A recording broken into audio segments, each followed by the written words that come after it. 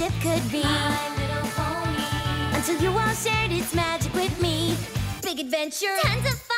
A beautiful heart, faithful and strong. Sharing kindness. It's an easy feat. And magic makes it all complete. You have mine. Did you know you're all my very best friends?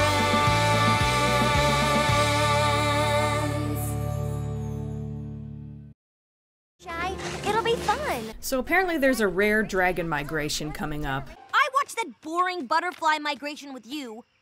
So now it's your turn to watch the dragon migration with me. You owe me. But Fluttershy isn't all that into it. Of course they have to lay low so they don't get hurt. Well... So why did they invite Rarity? I know it's common for Rarity's preferences for all things flashy to be played for laughs, but isn't it a fashion faux pas to be too overdressed? You'd think a fashion guru would know that. Oh well. So the dragons fly overhead, and it's a pretty awesome spectacle. Is that only God?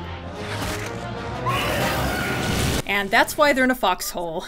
And why Fluttershy sat this one out. Us dragons are definitely a force to be reckoned with. Spike's style is unique. He doesn't have to look like other dragons. Or act like them. I don't act like other dragons? Oh, not even close. So I guess the main six didn't learn anything from All's Well That Ends Well, and they're totally unaware of how awful they're being towards Spike again. Oh, isn't he adorable when he waddles off in anger? Waddle? Ah! Later, poor Spike is having an identity crisis. Twilight admits that she really doesn't know much about how dragons are supposed to act. I feel like I'm looking at a complete stranger. Aw. But Twilight offers to get up and help him do some research, for all the good it does. It's hard to believe, but ponies know next to nothing about dragons. Apparently they're too rare and too scary to try to talk to or study. Wonder if dragons cry. Oh god, I don't think I can handle all these Spike tears. But now Spike has made a decision. I need to learn what it means to be a dragon. And the only way I'm gonna do that is to join the dragon migration. But naturally, they're all afraid that he's going to get himself hurt. Rainbow tries to physically stop him, but Twilight breaks it up because she knows that this is something he has to do. I couldn't answer your questions. My books couldn't either. I understand why you want to look elsewhere. So they wish him well, and he's on his way. We're following him, right? Of course. I think we all knew that was coming. Anyway, Spike follows the migration, which is interesting to see as he can't fly. Okay, that donkey looks an awful lot like Cranky with his old toupee. Come on, animators. But Spike finally catches up with the other dragons. Oh hey, there's the one from Dragonshy. And there's the one from All's Well That Ends Well. I'm actually not complaining about the reuse of assets this time, since there's no reason why these couldn't be those same dragons, so it comes across more like an Easter egg than laziness. Whereas clearly this isn't meant to be Cranky, since he'd be wearing his new toupee if it was. Anyway, Spike spots some teenage dragons and figures they'd be the best to try to hang out with since they're closer to his age.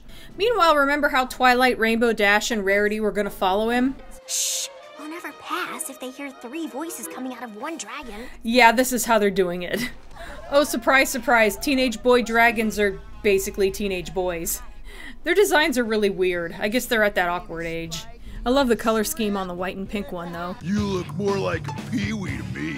Can't you see baby Spike just hatched? I bet he still sucks his claw at night. Well, if you weren't just hatched, how come we haven't seen you around before? Oh, well, you see, I live in Ponyville and I'm... Oh, Spike, that was not, Or maybe you're a pony in a dragon costume. Yeah, hilarious.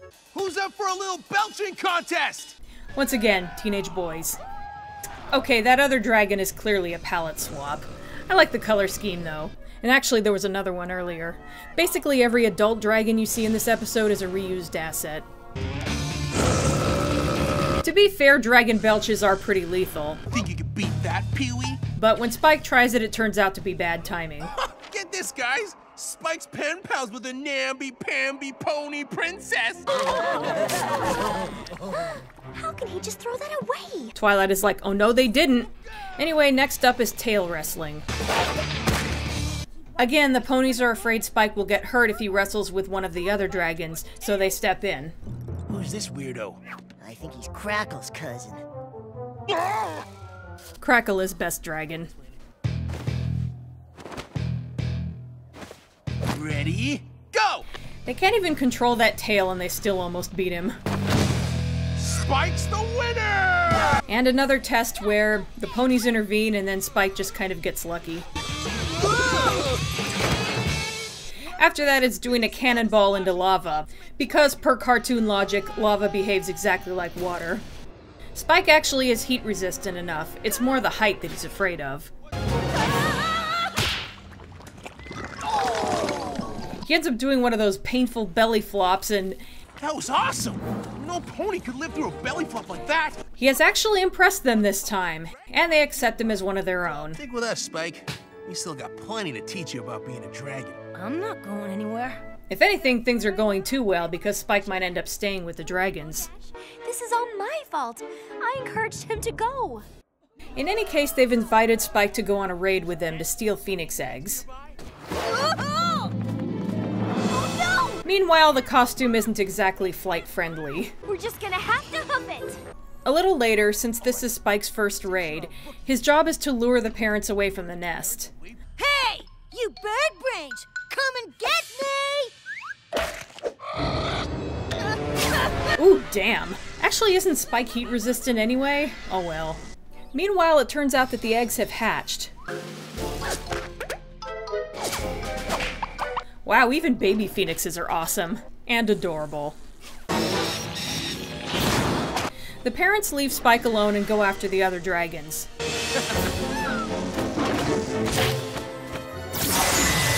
Damn, phoenixes are badass! Meanwhile, there is one egg that got abandoned and Spike finds it. Well, what are you waiting for, Spike? Smash it! Seems like eating it would make more sense. I guess that'd be a little disturbing for a kid's show where all the animals are intelligent. Smash it! Smash it! Spike almost gives in to peer pressure, but resists. No! It's just a defenseless egg! Like I was! And I'm not gonna let you hurt it! Meanwhile, the ponies reveal themselves. Fighting's not really my thing. I'm more into fashion. But I'll rip you to pieces if you touch one scale on his cute little head! Yeah, don't mess with Rarity. Are these namby-pamby ponies your friends? And instead of getting embarrassed, Spike tells them off. If you don't back off, you'll see what us ponies do when confronted by a huge group of jerky dragons. What's that? Run away! And they all GTFO.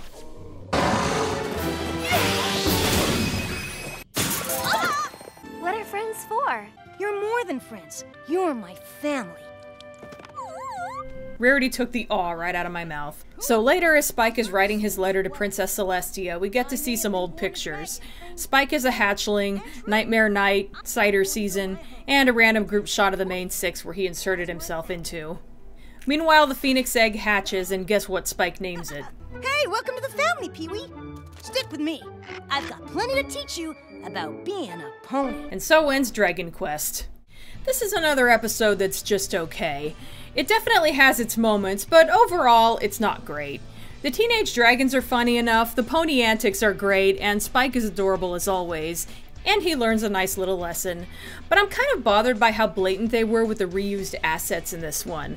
I know that it's a common thing for early in this show, and I know that it gets a lot better about it later on, but I guess I just thought I remembered it not being an issue in Season 2. Oh well. And even though the ponies teasing Spike early on is kind of funny, again, it seems a little out of character for all of them to be doing it and all of them to be totally unaware of how mean they're being. And again, I also had that issue with Owl's Well That Ends Well.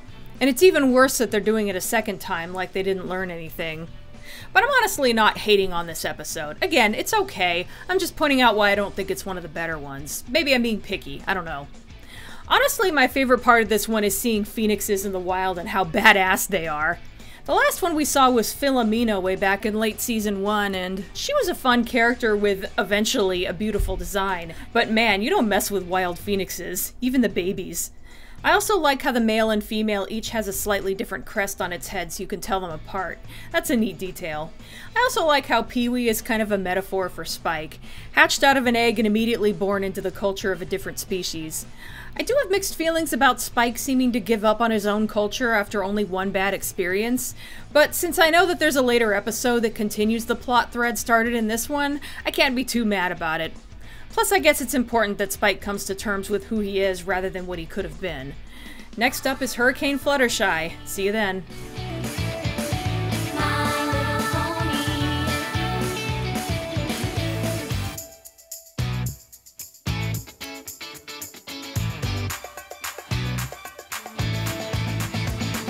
My Little Pony friends.